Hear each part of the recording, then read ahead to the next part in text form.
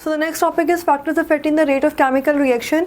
ऐसे कौन से फैक्टर्स हैं जो कि rate of chemical actually biochemical reaction या ऑर्गेनिक रिएक्शंस की अगर हम बात करें तो कौन कौन से फैक्टर्स हैं which are affecting that reaction.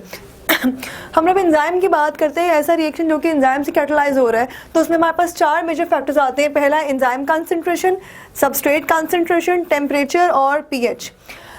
तो एंजाइम कंसंट्रेशन जो है ना, इसका ग्राफ बुक में मौजूद नहीं है। If you people want to draw, तो ये ग्राफ जो है वो बना हुआ है। अगर आप इसको जो है वो आप लर्न करना चाहते हो या ड्रॉ करना चाहते हो तो यू कैन। अब रेट ऑफ रिएक्शन जो है it is on y axis, enzyme concentration x axis पे है। सिंपल सी बात है, और सिंपल सी बात यह है कि जब आप एंजाइम की कंसंट्रेशन को इंक्रीज करेंगे the reaction rate will increase. Very simple. That enzyme concentration is directly proportional to the rate of reaction. अच्छा, तो यहाँ पे जो है वो जब लोअर कंसंट्रेशन है तो एंजाइम का रेट ऑफ रिएक्शन बढ़ रहा है, after that becoming constant. Constant की भी हम डिस्कस करते हैं। हाई कंसंट्रेशन है तो रिएक्शन रेट ज़्यादा बढ़ रहा है, उसके बाद भी जो है वो कांस्टेंट हो गया है। तो जब आपने जो है वो सबस्ट्रेट एंजाइम कंसंट्रेशन को इंक्रीज़ किया, रिएक्शन रेट जो था दैट इज़ इंक्रीजिंग, लेकिन आफ्टर सर्टेन टाइम, कुछ टाइम के बाद जो the rate of reaction does not depend on the enzyme concentration.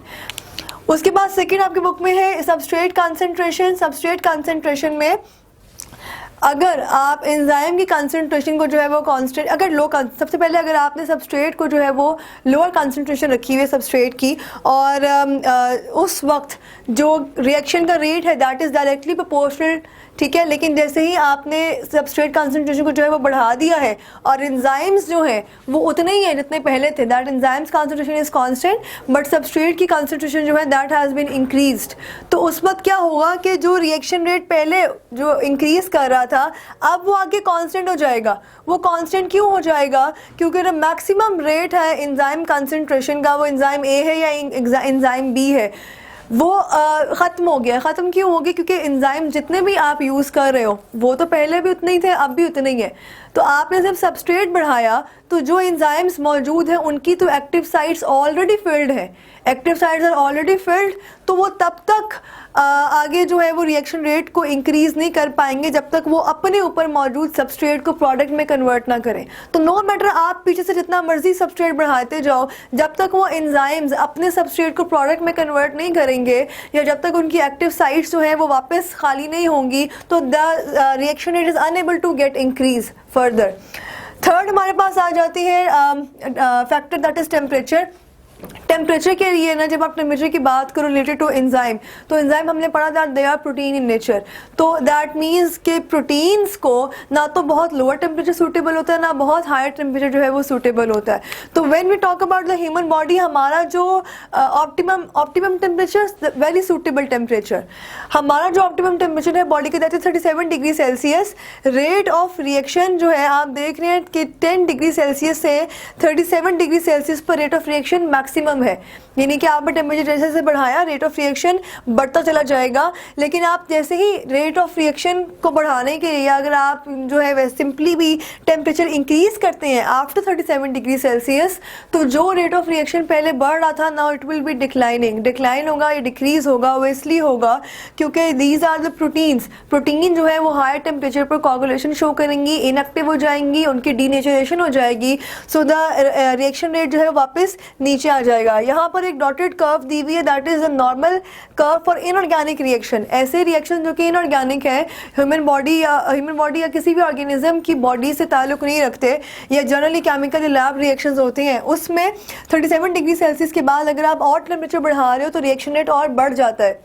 लेकिन in the case of biochemical reactions या ऑर्गेनिक रिएक्शन जो कि ऑर्गेनिजम्स में हो रहे हैं, further increase in temperature will lead to the decline और decrease in the rate of chemical या बायोकेमिकल रिएक्शन। उसके बाद हमारे पास लास्ट जो है that is the pH. PH जो है it is actually the negative hydrogen ion concentration. अगर पीएच का ना इंक्रीज और डिक्रीज होने का कोई ताल्लुक नहीं होता, इसलिए क्योंकि हर एंजाइम की पीएच जो है वो स्पेसिफिक होती है। एक एंजाइम अपनी स्पेसिफिक पीएच पर ही काम करेगा। फॉर एग्जांपल पेप्सिन की पीएच जो है 1.8 होती है, बुक में 2 लिखी हुई है 2.0, वो भी जो है वो कबूल है, काबिल कबूल है अगर पीएच 2 लिखी हुई है पेप्सिन की। तो 1.8 या 2 की अगर आप बात करो तो पीएच जो है पेप्सिन की 2 होगी तो ही वो फंक्शन करेगा। अगर आप उसे बढ़ा रहे हो तो मतलब ये कंसंट्रेशन जो है वो हाइड्रोजन आयंस की ऑल्टर हो रही है, तो ऑल्टर होने के केस में जो एक्चुअल उसकी एक्टिविटी है that is destroyed. Fourth factor था दैट इज पीएच। पीएच जो है वो ऑप्टिमम पीएच, ऑप्टिमम मतलब सूटेबल पीएच। हर एंजाइम की ऑप्टिमम पीएच होती है, सूटेबल पीएच होती है, और वो जो पीएच है एंजाइम उसके अलावा अपना फंक्शन शो नहीं कर सकता। फॉर एग्जांपल पेप्सिन की पीएच जो है बुक में 2 लिखी हुई है, एक्चुअली 1.8 होती है। 1.82 जो है काबिल कबूल है। अगर आप इसको 2 से जो है वो हायर पीएच पे लेके जाएंगे तो obviously the enzyme will show decline in its activity. Similarly उसके अलावा जो आपकी बुक में एग्जाम्स दिए हुए हैं, मैं वैसे बता देती हूँ, पेप्सिन जो है वो स्टमक में सिक्रीट होता है, इसकी ऑप्टिमम पीएच 2 है। सुक्रेज स्मॉल इंटेस्टाइन में सिक्रीट होता है, सुक्रेज और एंटेरोकाइनेज दोनों, इनकी पीएच 4.5 5.5 है। स्लाइवरी अमाइलेज माउथ का है, कैटालेज लाइसोसोम्स में होता है, काइमोट्रिप्सिन पैंक्रियाटिक लाइपेज, ये दोनों जो है वो एंजाइम्स हैं पैंक्रियाटिक जूस के। और उसके बाद आर्जिनेज जो है वो यूरिया साइकिल में आता है, इनकी पीएच जो है वो गिवन है। तो this table is very very important for MCQ point of view. MCQs में जो है ये बहुत ज़्यादा बल्कि लाजमी जो है बोर्ड में इसका जो है 1 से 2 एमसीक्यूज़ आते हैं फ्रॉम दिस टेबल।